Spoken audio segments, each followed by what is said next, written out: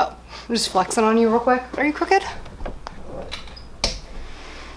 Made it worse. 6 years in, still trash. Whatever. Hey! Whoa. Hey, I am so excited to be back and talking about this with you guys. As you may remember, I took a 6-week, I think, hiatus, and in that time I wasn't able to talk about my book at all, and it's something that's super important to me, and I was about to hold this up and reveal it, but then I remembered one was sitting right here, so I have a physical copy in my hand. This is actually not the finished copy. This is called a galley. It's basically a cheaper, flimsier version of it, so you get the idea of what it looks like with the layout and everything. The real copies of these are going to have the thickest, whitest paper possible, and I just can't wait to see my illustrations on them. Listen, I'm really excited. I've put a lot of love and time and work and energy into this. I've been working on it since before Adultolescence was out, and Adultolescence has such a special place in my heart. Adultolescence for me was the first time I ever showed who I was outside of the persona of the Gabby show. You know what I mean? Like, that was the first time that I showed real feelings, real emotions, real heart, talked about real trauma, and that was scary for me. And because it was my first time doing that, I feel like there was so much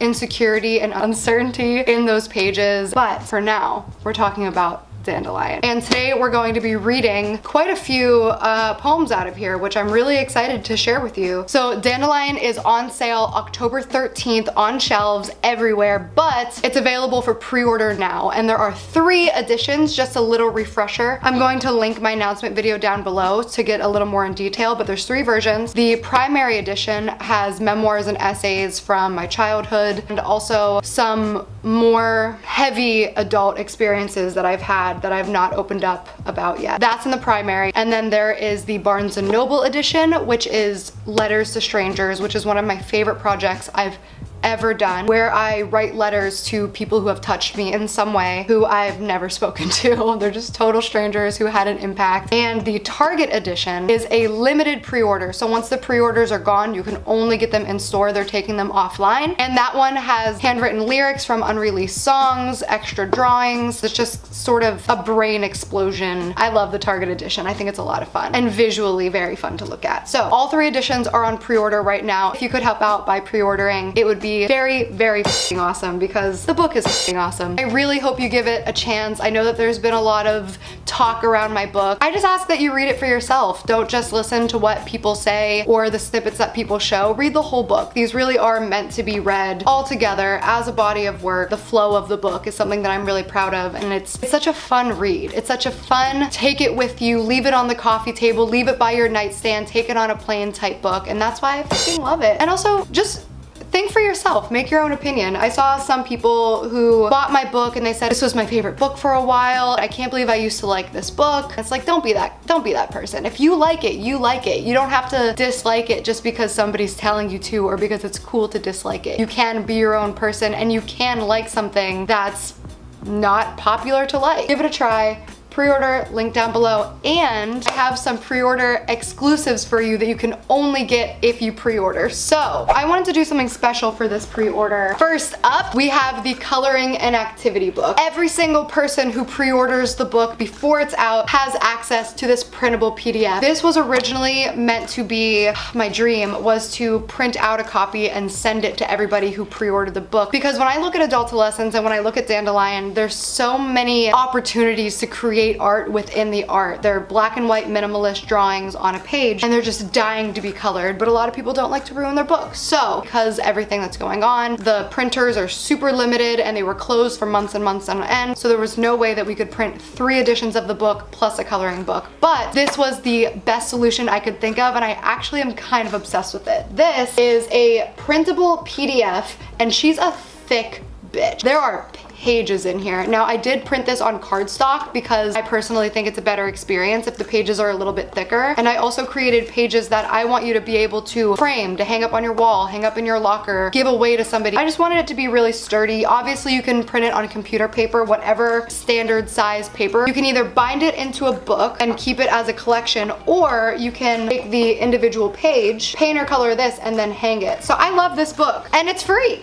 which is awesome for any Out Loud fans out there. there. And then I threw in also standard little activity book things like crossword puzzles. I'm really proud of this. It's like a little collaboration because it's my drawing, you're coloring. It's kind of like we have a piece of each other, and I just really like that concept a lot. And the best part is if you mess up a page or if you want to duplicate a page, you can just reprint it. I actually really like the way this worked out because if you were to get a physical copy of the book, it's kind of one and done. If you fuck up, you fuck up. But with this, you have the opportunity to do it over and over and over again. I'm also creating a food hacks and recipe book, which is basically very strange food combos that will change your life. I mean that. I am a connoisseur of flavor. And by that, I mean I smoke a lot of weed and I've also been really poor for most of my life. So, broke, under the influence, you get resourceful, you get creative. So if you want a book of those recipes, I'm also working on making that. So we have the activity book, we have the recipe book. I'm also doing a giveaway of prints of my paintings. Okay, the ring light's gonna be in the way. I'll insert pictures of the paintings right here. I love these paintings. They were just fun little watercolors I did last summer. If you want those on your wall, we're also giving those away. I'm also giving away a FaceTime with me. I'm doing a few of those, so we're just gonna have like 20-minute chats. So if you wanna talk to me about literally anything, whether it's art and music or just your day, have a little chat. We're also giving away an iPad Air. I'm really excited for that too because I draw on an iPad. I use Procreate. So if you're somebody who's interested in illustration, this would be a really good way to get into it. If you pre-order my book, everybody gets the coloring and activity book. Everybody gets the recipe book. Some people will win prints of my artwork. Some people will have a one-on-one FaceTime call with me, and one person will be winning an iPad Air to hopefully create art with. So make sure you pre-order if you can. The link is down below. The sweepstakes are available in the United States, Canada, India, and the United Kingdom. Make sure you click the correct link for your region. I've rambled long enough. I'm sure you're all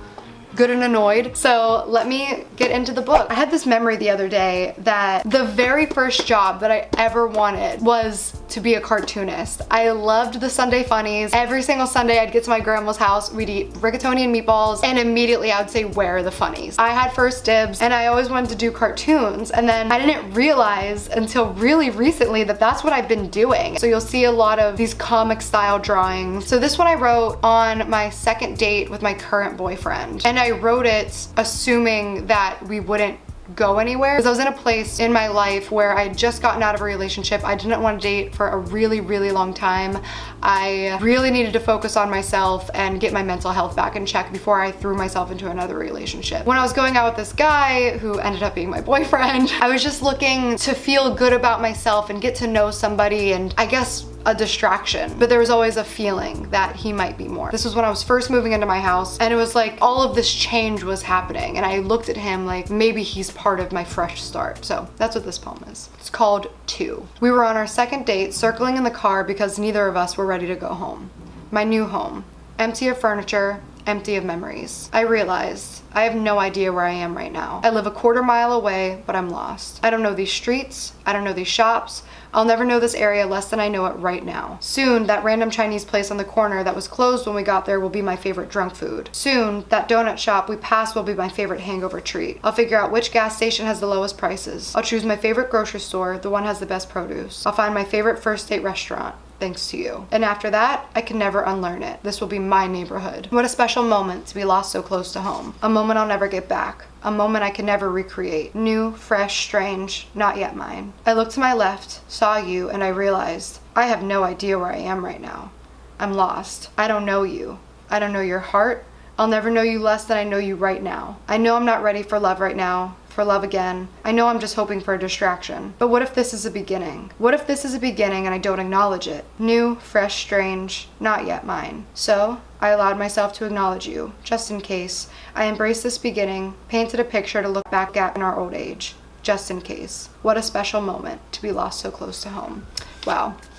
That actually, like, I had to pull it together at the ending there because I was like remembering that moment for real. Sometimes when you write something, this happens with my songs too, I'm so used to it that it loses what it originally meant to me, but then when I release it and it's somebody else's now and somebody else is experiencing it, it's almost like I get to experience it for the first time again. And I feel like I just experienced that moment for the first time again, where I was just circling in this car and I was like, this kid could be in my life for the rest of my fucking life. Like, I want to remember this beginning. I don't want to just fucking smoke through or drink through or passively experience these moments. Like, if this is going to be the person who's in my life for the rest of my life, I want to remember this. I want to embrace this. And my friend Taylor is actually the one who got me to do that, where one time we were just talking and she was like, nobody ever acknowledges the beginning of things. Like, the first time, she's a rock climber, the first time I went rock climbing, I didn't know that this was going to be such a huge part of my life, and now rock climbing is like a part of her identity. Or like when I started Vine, I had no idea that that was the start of the rest of my life. And we usually take the beginnings for granted, and it was shortly after that conversation that I met him and I looked at him and I was like, I want to fucking suck in and soak up every single moment of this, because I want to remember this moment if we're still together when we're 80. And here I am, and now it's in a fucking book. How about that? I love that kid. He's so fucking special. On another note, this one's about my piece of shit ex-boyfriend. So the backstory of it and the inspiration of it was he always wanted to play chess, but his chessboard was missing pieces. Anyway, I was gonna buy him a chessboard for Christmas. I have lists in my phone of all of my friends, and whenever they say something that thinks, oh, that'd be a good gift, I write it down. So then whenever it's time to buy gifts, you're not like, oh, what do I buy them? You already have a list of thoughtful gifts ready to go. So after we broke up, I was deleting that list and I saw chessboard, and now this poem exists. This poem is called Checkmate, and it looks like a checkerboard. I'd have bought you a chessboard for Christmas. Yours was missing some pieces, but you always wanted to play. I'd have your last name engraved in the side of the case and played with you all Christmas Day. I'd have tried my best to master chess, cause it'd be nice to share your time. I'd have tried my best to master chess, cause it'd be nice to win sometimes. I'd have learned how to move based on what you would do and know to think ahead. I'd have learned that the queen needs the most protecting and to kill off a king instead. More pieces would get lost, you'd get bored and you'd toss it away. That's how you'd repay me. I'd have bought you a chessboard for Christmas and told you this gift is the best thing you ever gave me. Oh, there's another one I wrote about him that I love. This book covers like 4 different relationships. There's also a lot of little song lyrics sprinkled throughout here, because a lot of my songs are written based on just little bite-sized nuggets of something. So this one is a true story. I was in this relationship and it was emotionally very chaotic. I was just kind of at this point where, I don't know, whenever you look back at relationships and you think, why were we together so long? And it's like, they didn't let me leave. And then you think, well, what does that mean? Because I'm an adult and I have my own autonomy and I could have left really at any point, but then it's like the emotional pulling where you feel like you can't escape and you feel like you can't do better. You stay in this situation because it's easier than not staying in the situation, but you're like miserable and empty and being eaten alive, and that was what this was written about. So I was at that stage in the relationship, and I remember I was exhausted because we were fighting all night, but then we went and got pizza at Whole Foods the next day, and as we were sitting there outside eating our pizza, this bird hopped along with a beetle in its beak, and as we're having lunch, they're having lunch. We just sat and watched as this bird ripped this beetle apart and completely ate its insides and left just the shell of this beetle. And I remember thinking, same. And I was like, oh, it's a metaphor. So I wrote this poem. It's called Lunch, fittingly. We sat together and ate our pizza as if everything was okay. We watched together as a bird hopped along with a beetle as its prey. We stared together as the violent bird ripped the beetle to shreds, his ferocious beak tearing away at the beetle's oozing head. We gawked together as the beetle tried to free herself from his beak, a fight to be free, the outcome bleak. I was grateful for the company. I wondered if the beetle understood the permanence of dying. I was horrified. You were fascinated. Both of us fell silent. The empty shell of the beetle fell. The bird hopped away unfazed. We sat together and ate our pizza as if everything was okay. Ugh. Negative feelings. I like this one. Some of them are meant to be fun, they're meant to be silly, and this is one of them. So it's called Love. Just 4 little letters describe all of you, from your nose to your toes and your tattered old shoe. I know what you're thinking. That is absurd to put such big meaning on one little word. But that's all it takes. Just 4 tiny symbols to express how I feel. It's really that simple. That's all I need. Just 4 itty letters. I promise you no longer word could do better. Write a whole sentence, a paragraph, a novel. My 4-letter word is much more colossal. It traces your every skin skin, hair, and blood cell. Just 4 teensy letters are you in a nutshell. This puny word is you as a whole. It embodies your mind, body, and soul. It describes you in such a way, I proclaim that you sign these 4 letters in place of your name. You've probably guessed this word, I bet. But if you haven't figured it out just yet, I'll spell it out for the whole world to read. These 4 little letters are C-U-N-T.